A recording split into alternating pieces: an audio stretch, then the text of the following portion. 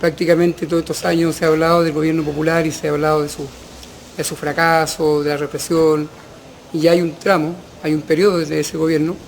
en el cual el movimiento popular, las organizaciones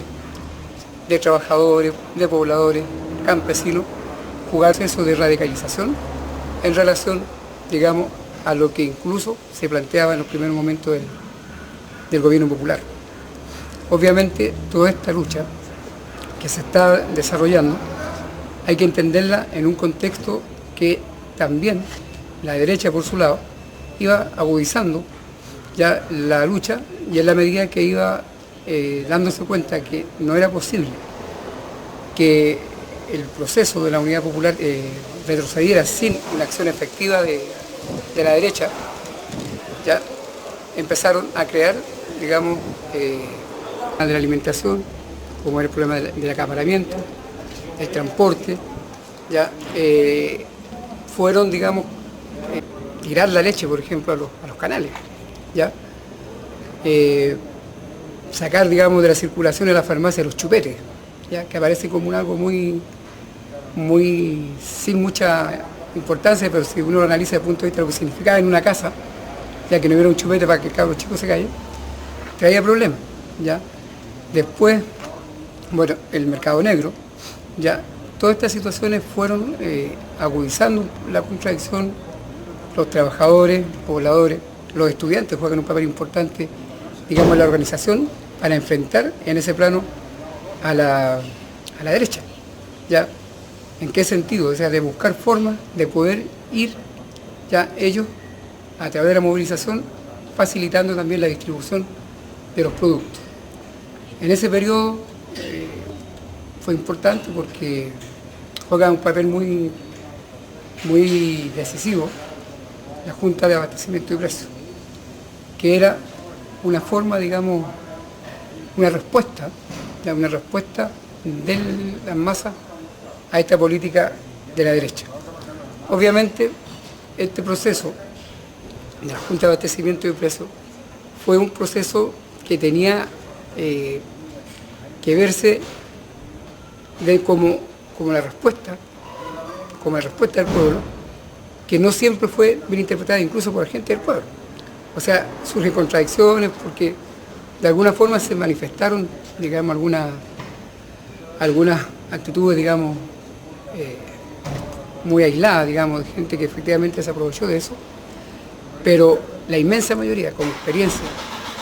fue realmente positiva. O sea, yo creo que por uno o algunos ejemplos que pudiéramos mencionar, no deslegitima para nada, digamos, lo que es la experiencia desde el punto de vista popular. Ahora, fue importante porque permitió también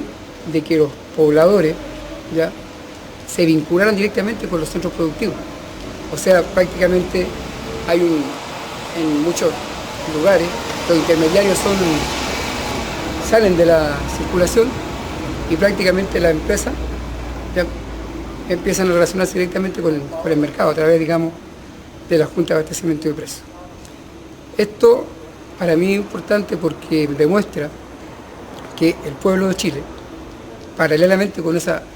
implementación de un programa popular, iba también adquiriendo experiencia y madurez, y también iba produciéndose un proceso de radicalización, ya, que lo lleva en cierto momento a ir exigiendo más que lo que el propio programa de la Unidad Popular planteaba para ese momento. Ya, o sea, la gente, en la medida que fue tomando conciencia,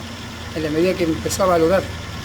la importancia de la unidad, de la movilización, de que juntos era posible ir superando algunos elementos de la campaña sistemática de la derecha, fue, digamos, un elemento decisivo para ir avanzando hacia una mayor toma de conciencia. Esto obligó a que incluso al interior de la Unidad Popular también se manifestaran contradicciones, ¿ya?, con los propios partidos que la integraron, porque veían ya de que en la medida que el pueblo movilizado avanzaba y obtenía éxito, aunque algunos pequeños, pero éxitos, al final iba fortaleciéndose una posición más radical, ¿ya? Y la consigna, por ejemplo, de que algunos en aquel momento levantaron como el avanzar sin transar, daba respuesta de cierta manera de eso. Y en oposición, la consigna consolidar para avanzar, que de cierta manera también era una posición, llamémosla, más conservadora respecto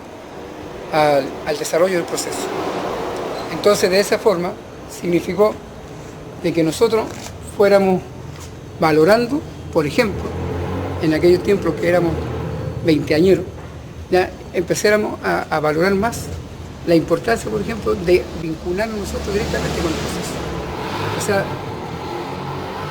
era importante para todos los que en aquellos tiempos apoyábamos la Unidad Popular, que teníamos 20 años, cada día que amanecía sabíamos que había algo que hacer, sabíamos que teníamos tareas, desafíos. Entonces eso nos permitió irnos involucrando y comprometiendo cada vez más con el gobierno popular. Esta experiencia, junto a la que se desarrollan paralelamente en el plano, digamos, con los cordones industriales, la movilización de los campesinos, yo creo que es la experiencia que nosotros tenemos que reivindicar,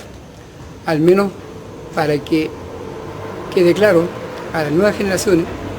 de que el proceso de la Unidad Popular no fue un proceso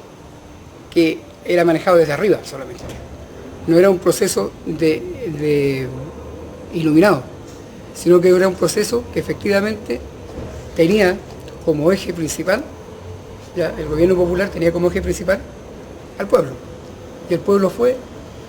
paulatinamente haciendo suyo ese programa, y eso, llamémoslas legales, ya incluso las elecciones que se hacen en ese periodo son ganadas por la Unidad Popular, y también eso fue como el campanazo para la derecha de que por esa vía no había posibilidad de resolver el problema y tienen que recurrir, y recurren de hecho a las Fuerzas Armadas, al golpe de Estado. Pero como resultado, digamos, del desarrollo del proceso, no solamente por el programa de la Unidad Popular, sino por la toma de conciencia. A ese momento, del 34% de votación que se había obtenido al triunfo del gobierno popular,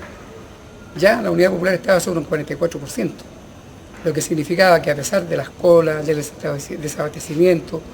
del sabotaje, de la actividad sistemática de la reacción, particularmente de la democracia cristiana, que no debemos olvidarlo, ¿ya? No debemos olvidar eso porque la memoria es frágil, pero no debemos olvidar que es la democracia cristiana quien ejerce ya prácticamente de manera sistemática la actividad contrarrevolucionaria en Chile, junto con el Partido Nacional de la época y otro grupo pequeño. La derecha había diseñado ya su plan de desestabilización del gobierno popular, que para lograrlo básicamente utiliza 4 líneas. Una que tiene que ver con la acusación constitucional de los ministros para crear, digamos, y dar la imagen de inestabilidad, en la utilización del boicot económico, el mercado negro, también ocultar determinados productos de primera necesidad, básicamente que aquellos que realmente provocaban, digamos, problemas en el pueblo, digamos, como es, por ejemplo, el tema de los cigarrillos, ¿ya? Que provocaba mucho más rechazo a ese problema que a lo mejor el tema del azúcar, ¿ya? Además, también ellos empiezan a utilizar a los camioneros, ¿ya? Y en el periodo también las movilizaciones, tratando de exigir, digamos, que el gobierno trajera los repuestos, y después esos repuestos los escondían, ¿ya? Otro elemento importante fue la utilización, por ejemplo, en aquel momento, de los trabajadores del cobre, particularmente los del mineral Teniente, que lo llevan, digamos, a movilizarse en contra del gobierno popular, ¿ya? Y lamentablemente, digamos, los trabajadores del cobre, gran parte de los trabajadores del cobre se moviliza contra el gobierno popular, ¿ya? Cuando en realidad eran los trabajadores que tenían mejores condiciones laborales en Chile, ¿ya? Aún así, el gobierno popular le respetaba gran parte de sus conquistas, incluso le pagaba parte de su salario en dólares. O sea, no solamente no había quitado, sino que parte de ese salario se entregaba en dólares. Y también el otro tema importante que se daba ya en el sur, que era el tema en la agricultura, en el campo, provocar desabastecimiento de productos de primera necesidad. O sea, había una estrategia que en el plano interno desarrollaba la derecha, ¿ya?, particularmente y con mucho énfasis por la democracia cristiana, pero en el plano externo el gobierno norteamericano, que también ya estaba en una campaña frontal contra el gobierno popular, producto de la nacionalización de la gran minería, del cobre, ¿ya?, del hierro, salir y todo eso, y que había desarrollado una campaña de persecución de todos los barcos chilenos, ¿ya?, que se encontraban en el extranjero, por ejemplo, con cobre. Ellos lo mandaban a detener. O sea, había realmente un boicot tremendo que había transformado a nuestro país, digamos, como alguien lo definió en algún momento, en un Vietnam silencioso. O sea, había mucho de la actividad del imperialismo, ¿ya?, particularmente de la CIA a nivel internacional, avalando, digamos, esa política de desestabilización. La historia pasada, ¿verdad?, nos ha permitido, por ejemplo, conocer posteriormente los documentos ya de la CIA, desclasificados de la CIA, donde quedó de manifiesto el apoyo a los paros, digamos, de los camioneros, la plata que se le entregaba diariamente, la cantidad de recursos que se le entregó al Mercurio, ¿ya?, a la democracia cristiana. O sea, hoy eso que estamos conversando está aprobado documentalmente en la Biblioteca Nacional. Uno puede ir incluso, puede conseguir los documentos donde la CIA, efectivamente el Congreso de los Estados Unidos, dan cuenta de esa inversión. Y creo que lo importante es también aquí ver que el gobierno popular ya tenía que enfrentarse a un enemigo poderoso, en el plano internacional, ya, porque en aquellos tiempos era así, digamos, con fuerza, y en el plano interno a un enemigo también que, haciendo uso ya de las dificultades que tenía la implementación del programa popular, iba afectando a aquellos sectores menos débiles. O sea, la gente que no estaba muy clara ideológicamente o muy vinculada al programa de la Unidad Popular, era fácil de ser utilizado. Que nosotros usemos las leyes que ellos tuvieron en sus manos y que las emplearon contra el pueblo. Y cuando nosotros lo hacemos para defender el gobierno legítimo y el avance de los trabajadores, nace entonces la actitud de resistencia de estos sectores que tienen todas las garantías, repito, de la realidad que vive nuestro país. Y este es un gobierno que no es socialista, es un gobierno popular, democrático, nacional, revolucionario, que debe cumplir un programa para abrir lo más amplio y rápidamente el camino al socialismo y a la transformación de nuestra sociedad. Que en esta hora lo primordial, lo básico, es afianzar el gobierno en lo político y conquistar los instrumentos, haciendo que haya permeabilidad institucional para que entiendan los opositores que no pueden negarle a un gobierno lo esencial para poder vivir en defensa de Chile frente a una realidad económica que no emana de los errores cometidos por nosotros, sin negar lo que hayamos cometido, sino son los factores internacionales y nacionales que pesan, sobre todo cuando un gobierno como el nuestro se enfrenta con el imperialismo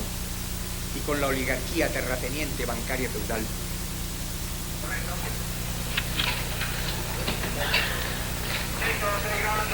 Los señores diputados que rechacen la proposición, les ruego levantar la mano.